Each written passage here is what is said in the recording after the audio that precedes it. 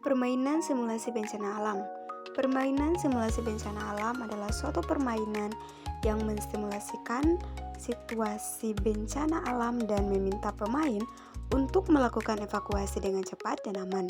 Pemain harus bekerja sama untuk mengurangi dampak bencana dan menyelamatkan sebanyak mungkin penduduk desa. Cara bermain. Cara bermain dari permainan ini adalah yang pertama, pembagian peran. Pemain dibagi menjadi beberapa peran seperti penduduk desa, tim penyelamat, dan ahli bencana alam. Yang kedua adalah skenario bencana. Pemain diberikan skenario bencana alam yang akan terjadi dalam waktu dekat. Yang ketiga adalah evakuasi. Pemain harus melakukan evakuasi dengan cepat dan aman ke tempat yang lebih aman. Selanjutnya adalah langkah-langkah dari permainan ini. Langkah pertama yang perlu disiapkan adalah persiapan. Pemain mempersiapkan diri dan melakukan mitigasi bencana. Langkah kedua adalah evakuasi. Pemain melakukan evakuasi ke tempat yang lebih aman. Langkah ketiga adalah evaluasi. Pemain melakukan evaluasi tentang keberhasilan evakuasi dan membahas apa yang dapat diperbaiki. Waktu yang dipakai dalam permainan ini adalah di mana permainan ini dapat dimainkan dalam waktu 30-60 menit. Tempat yang dapat dipakai dalam permainan ini di mana dapat dimainkan di ruang kelas atau di lapangan yang lebih luas.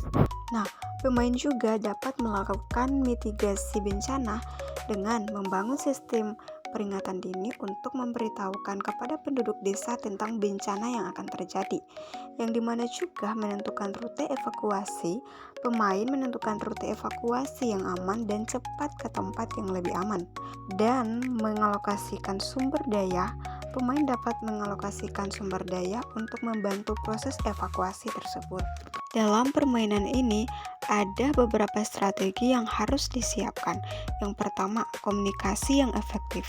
Pemain harus berkomunikasi dengan efektif untuk memastikan bahwa semua penduduk desa mengetahui tentang bencana dan rute evakuasi. Kedua adalah kerjasama tim. Pemain harus bekerja sama tim untuk melakukan evakuasi dengan cepat dan aman. Yang ketiga adalah pengambilan keputusan yang cepat. Pemain harus membuat keputusan yang cepat dan tepat untuk mengurangi dampak dari bencana tersebut. Adapun risiko yang dihadapi dalam permainan ini, yang pertama, kerusakan bangunan akibat bencana, sehingga pemain lebih harus melakukan evakuasi dengan cepat dan aman. Yang kedua adalah kurangnya sumber daya, dapat menghambat proses evakuasi dan meningkatkan risiko. Yang ketiga, keterlambatan evakuasi yang dapat menyebabkan pemain terjebak dalam bangunan yang rusak. Nah, adapun tujuan dari permainan ini adalah untuk perkembangan anak itu sendiri. Yang pertama, di mana anak mampu berpikir kritis. Kedua, anak mampu bekerja sama dalam tim. Dan yang ketiga, kemampuan anak dalam pengambilan keputusan. Nah, itulah beberapa penjelasan terkait dengan permainan simulasi bencana alam. Semoga bermanfaat.